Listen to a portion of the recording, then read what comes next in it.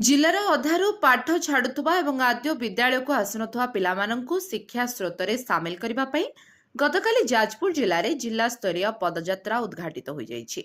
जाजपुर जिला स्कूल प्रांगण में थिबा बरपुत्र मानक मूर्ति रे जिलापाल माल्यार्पण करथिले।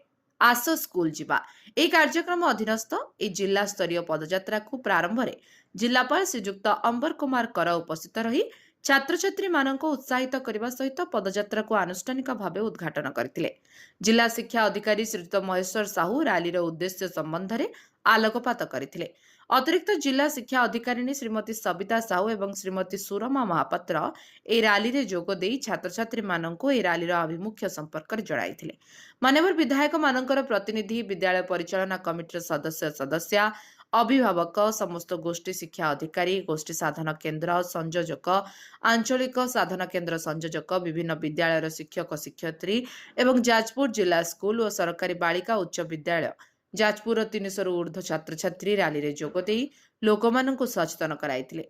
रैलीटी जाजपुर जिला स्कूल रु बाहरी मेडिकल छक, कुसुमा छक, गरियापुर एवं बड़ बजार दे जिला स्कूल रे पहुंचीथिला। जिला शिक्षा कार्यालय एवं जिला प्रकल्प कार्यालय समस्त कर्मचारी एथिरे सहयोग मध्य करथिले। जाजपुर रु अभिमन्यु मिश्रଙ୍କ रिपोर्ट, लिव लाइफ ओडिया।